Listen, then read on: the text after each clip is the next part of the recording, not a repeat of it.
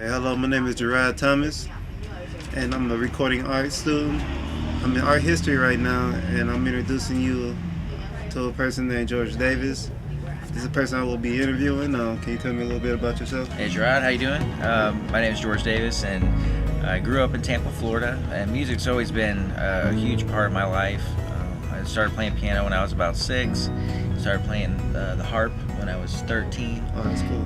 And so through high school, I joined an orchestra, and then once I got out of high school, music had always been my main focus, but I didn't want to concentrate on different facets of art, so I went to Hillsborough Community College and went through their art program. Took a couple years of painting, drawing, photography, and I think just art as a whole has always intrigued me.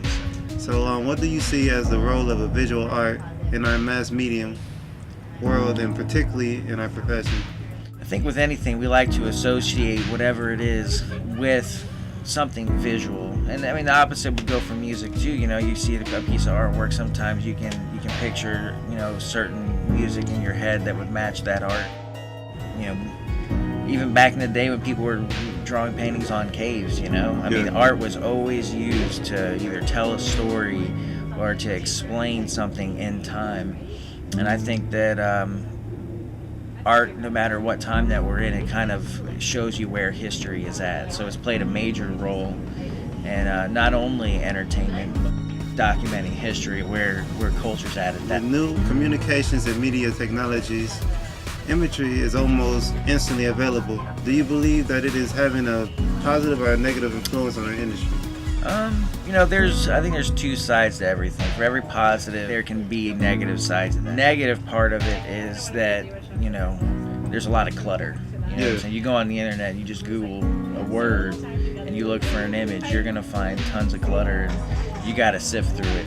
When art really comes out, it's not so much the vehicle that takes you from point A to point B, or that blank canvas to your finished product, as much as it is your mind. So your mind is using that tool, whether you're going to put a paintbrush in your hand or you're using Photoshop.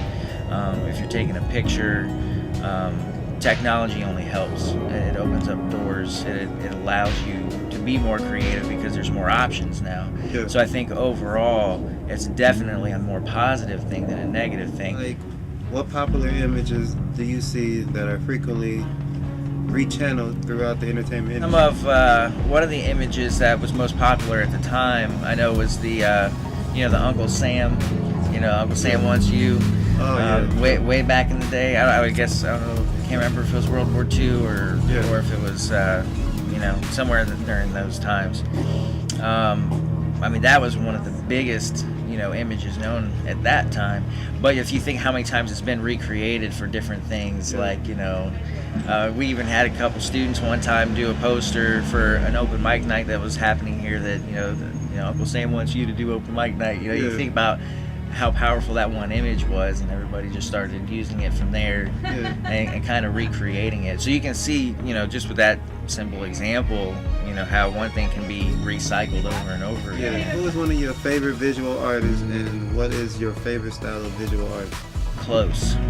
He was an amazing artist, and not just his story as a person, but the ideas that he had as an artist. The reason I liked him so much. Right, when you think about like today, you look at a TV screen. Everybody always talks about megapixels. Like, what your camera? How many megapixels does it have? And pixels on a screen, whether it's HD or not. This guy was doing stuff similar to that before pixels were ever even thought of. And what he would do is take a giant painting and just draw squares on it. But I mean, these paintings would be the size of billboards, just massive. And as you would back away from the painting, the farther and farther you would get, I mean, it would look like a photograph. And it was just so cool thinking like, it's not just a painting that you walk up to and look at. There's like two different ways to look at it. You can stand back from a distance and it looks like a photograph, and then the closer you get, you can see, I mean, the squares were almost like a square foot. I mean, they're huge squares. And so when you get up close to it, you really can't see what it is. You know, all you can focus on is just like there's all these blotchy squares everywhere.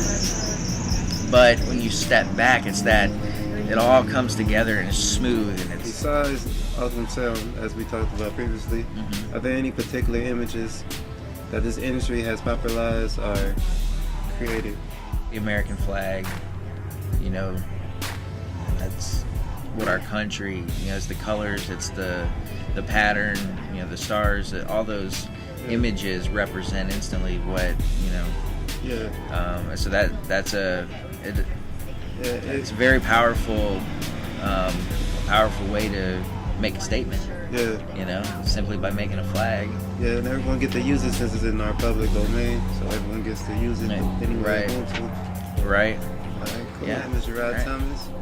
Again, this is George Davis.